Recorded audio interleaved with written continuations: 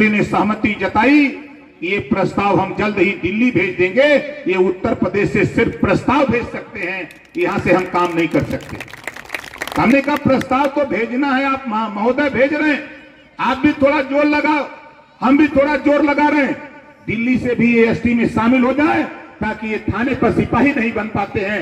जिस दिन SC ST में शामिल हो जाएंगे उसी दिन शिक्षा में ये ऊंचे पर बड़े पैमाने पर शिक्षा हासिल करेंगे और थाने पर सिपाही दरोगा भी बन के आना शुरू हो जाएंगे। इस बात को लेकर मिला।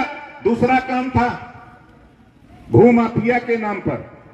भूमाफिया के नाम पर तमाम गरीब, कमजोर, पिछड़े, दलित, वंचित जो दशकों से 50 साल, 60 साल, 70 साल से छत बना करके जीएस बंजर आबादी की जमीन में बसे हैं, वो बसे हैं और गांव में प्रधानी के गोलबंदी के नाते दरखास्त देकर के उस बेचारे का घर गिराया जा रहा है। बोलो सही कह रहा हूं, गलत कह रहा हूं?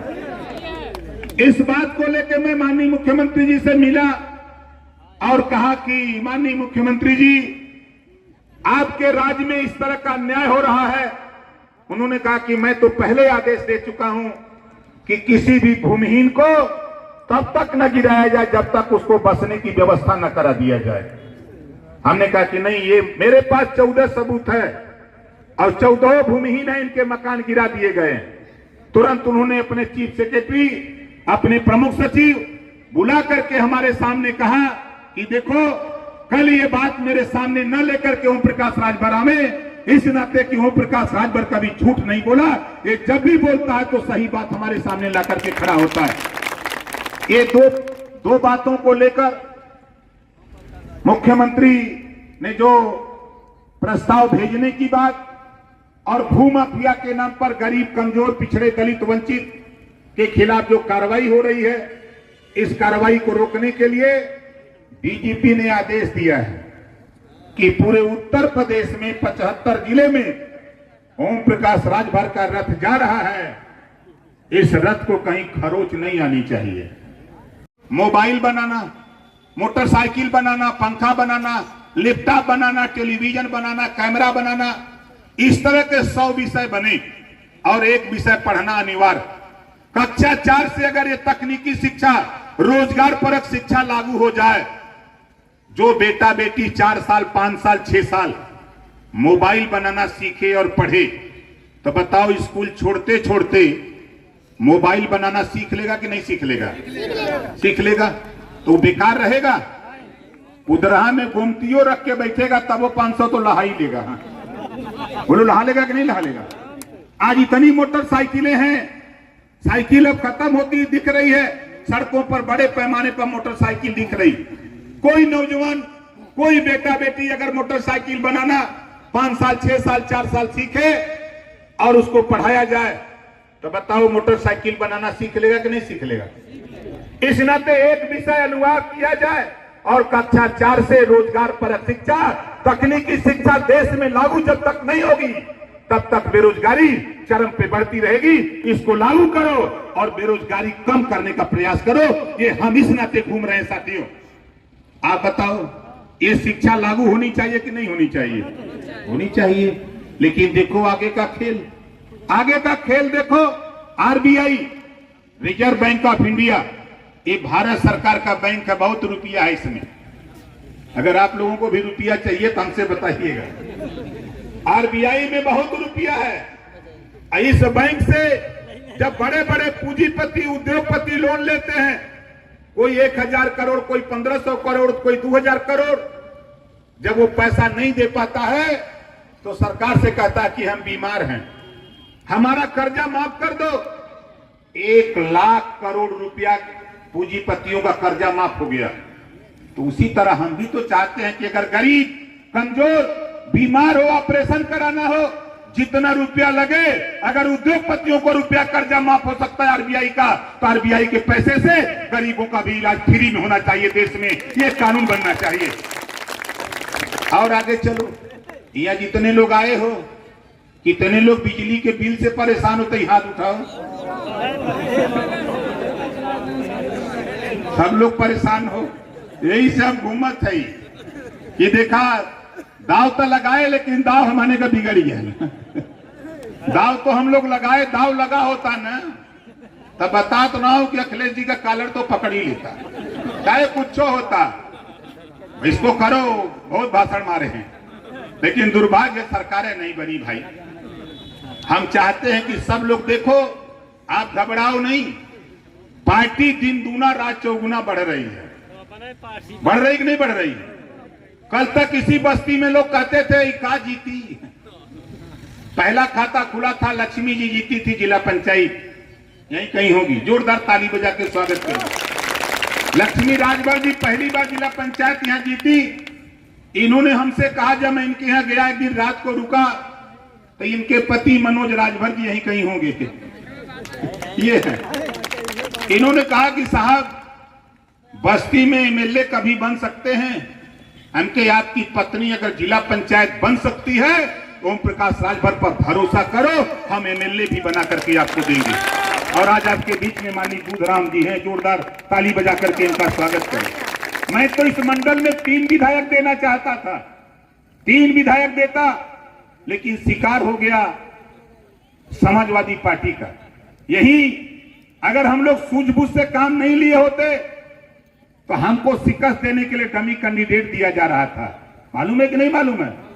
डमी कैंडिडेट दिया जा रहा था, लेकिन जबरी हम लोगों ने कहा कि नहीं, टाइम नहीं है, इनको ये भी फार्म दो, इनसे कहो जाके फार्म भरे, जो होगा हम अखिलेश से हम 2-2 हाथ करने के लिए तैयार हैं। उसी समय कह दिया और भिजवा दिया। आखिरी टाइम में आकर के पर्चा आपने भरा। उसी तरह आपके हैसर, जिसको धनघटा कहते हो, हम लोग जिसको चाहते थे, वहां के लोग जिसको चाहते थे, लेकिन बाहर अखिलेश जी वो चाहते थे कि ओम प्रकाश राजभर को जो सीट दी जा रही है ये जीत के न आवे, नहीं तो बहुत लड़ेगा हमसे। ये उनको भय सता रहा था। आप बता, बगल में बस्ती में, अरे आपके सिद्धार्थनगर, आपके तीनों मंडल में 3 सीट मिली थी, लेकिन तीनों हमको हरवाने के लिए लगे थे। आप चले जाओ, अब जहां जहां हमको सीट मिली तहां तहां ऐसे ऐसे कैंडिडेट दिया। उन्होंने तय किया था कि भाई हम कैंडिडेट हमारा होगा, सिंबल आपका। हमने कहा कि चलो भाई, हम दोस्ती निभाना जानते हैं, लेकिन जब दोस्ती तोड़ते हैं तो दुश्मनी भी मजबूती से निभाना जानते हैं। ये भी मैं जानता हूं। और अभी तक गिनती नहीं थी, अभी तक गिनती नहीं थी। जब माननीय दूधराम जी जीत के गए तो समाजवादी पार्टी के लोगों ने पूछा कि कैसे जीत गए, तो इन्होंने कहा कि भारतीय समाज पार्टी की देन है कि हम लोग चुनाव जीत करके आए। इन्होंने कहा, तो समाजवादी पार्टी के लोगों ने कहा कि वहां कहां वोट है। तो हम आज आए हैं सावधान यात्रा के माध्यम से मोतियाबिंद का ऑपरेशन करने। यहां जितने जरा राजभर भाई हो तरह हाथ उठा दो। तो अगर दिखता हो समाजवादी पार्टी के नेताओं जो सवाल करते थे हमारे विधायक से, देख लो भी भ्रम होगा कि कहीं बलिया से न आया हो, है ना? दोबारा हमारी बात ध्यान से सुन लो। जो लोग बस्ती जिले के हो, जो लोग बस्ती जिले से आए हो, वही लोग हाथ उठाओ जरा। जो बस्ती जिले से, बस्तिया जिले से ना, हमारे पत्रकार भाई भी लोग परेशान होंगे कि कहीं नेता बक्सा में भर के ले आता होगा, छोड़ देता होगा जादू की तरह, और लोग बैठ जाते होंगे सीट पर। ऐसा नहीं, आप देखिएगा, सोशल मीडिया का जमाना है। इसी 2 तारीख को रहूंगा आगरा, इससे बड़ी सभा होगी। 10 तारीख को रहूंगा मैनपुरी। मैनपुरी की तैयारी अभी विधायक जी को दिखा रहा था, इन्होंने कहा कि तो बड़ी तैयारी हो रही है। हमके अभी 10 तारीख को है। 17 तारीख को रहूंगा फिरोजाबाद। पूरे उत्तर प्रदेश के 75 जिले में वो आग फैल गई है साथियों, उसको कोई रोक नहीं सकता है। ये आग फैला दिया हूं। और आपसे कहना चाहता हूं कि साथियों देखो, हमारे पुलिस विभाग के लोग हैं बेचारे, ये ड्यूटी करते हैं 18 घंटा, 20 घंटा, 16 घंटा, अब तनख्वाह पाते हैं 8 घंटा का। 95 विभाग है उत्तर प्रदेश में और 94 विभाग में 8 घंटा ड्यूटी है। और खाली पुलिस विभाग को ड्यूटी जो है 16 घंटा, 18 घंटा, 12 घंटा। अभी कहीं दंगा हो जाए तो वही। अभी कोरोना में सब घरे में बंद, लेकिन सड़क पर के रहल पुलिस। लेकिन सरकार और नेताओं को नहीं दिखाई दे। नेता लोग तो पहले ही बितर हो गया, इनको नहीं दिखाई देता है। जब नेताओं की तनख्वाह बढ़ानी होती है, निधि बढ़ानी होती है, तो पहले ही हाथ उठा देते हैं स्पीकर के बोलने के पहले। लेकिन जब इनके पुलिस की समस्या के संबंध में सवाल जब होता है, जब ओम प्रकाश राजभर सदन में सवाल करता है, तब हाथ नहीं उठता है, तब हाथ नीचे कर लेते हैं। इस नाते साथी हम लोगों ने तय किया है, जय घंटा जो ड्यूटी करेगा उसको तय घंटा की तनख्वाह देने का कानून सरकार बना करके हम लोग करने का काम करेंगे। एक भी थाना आप बता दो बस्ती में 1471 थाने हैं पूरे उत्तर प्रदेश में, एक भी थाने पर साइकिल नहीं है कि है मोटरसाइकिल। विधानसभा में जब मैंने सवाल उठाया तो 200 रुपया साइकिल अलाउंस मिलता था, तो मुख्यमंत्री जी से जब थोड़ा गर्मी गर्मा हुई तो 100 रुपया बढ़ाए, अब 300। अब बतावा 27 दिन का रुपया कहां से आई तेल लेकर, है कि नहीं है? तब जब आप दरखास्त लेके जाते हो तो जानते हो क्या होता है। अब गाजीपुर का सिपाही दरोगा गाजियाबाद ड्यूटी करेगा, आपके बलिया का बांदा ड्यूटी करेगा, गोरखपुर का गाजियाबाद। इस नाते हमने तय किया कि देखा पढ़ा, पता लगा बांदा से छुट्टी मिलती है 3 दिन 4 दिन, 1.5 दिन आने में 1.5 दिन जाने में, 21 दिन परिवार में रहते हैं। अब गुस्सा के जाते हैं, तब तक दरखास्त लेके आप पहुंच जाते हैं, है ना? स्वाभाविक है गुस्सा का होना। अब वो गुस्साते हैं तो आप सोचते हो कि ये हमको क्यों गुस्सा रहे हैं। इस नाते मैं आपको सच्चाई बता रहा हूं। अब उसके बाद अब वो गुस्सा में 2-4 झापड़ लगाऊ देते हैं। सही बात बता रहा हूं, झूठ नहीं बोल रहा हूं। अब क्या करें, उनकी मजबूरी है। लेकिन 3 स्टेट, बगल का स्टेट है, 3 स्टेट में बॉर्डर सीमा खत्म है। लेकिन अखिलेश यादव जी ने बॉर्डर सीमा लगाया था, घबराओ नहीं, सरकार नहीं बनी, सरकार बना करके बॉर्डर सीमा यूपी में भी खत्म करके ओम प्रकाश राजभर दिखाएगा। वो अपने बगल के इलाके में रहे ताकि छुट्टी मिले 4 दिन, तो 4 दिन अपने परिवार में रहे और वहां से खुशी खुशी आवे थाने पे बैठे, तो आप दरखास्त लेके जाओ तो खुशी खुशी आपकी दरखास्त ले। ये ओम प्रकाश राजभर चाहता है।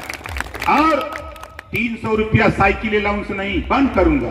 300 नहीं, 3000 रुपया मोटरसाइकिल अलाउंस दिलाने का काम अगर कोई करेगा उत्तर प्रदेश में, तो ओम प्रकाश राजभर के अलावा कोई माइकलाल नेता पैदा नहीं। इतनी बीमारी हम जानते हैं।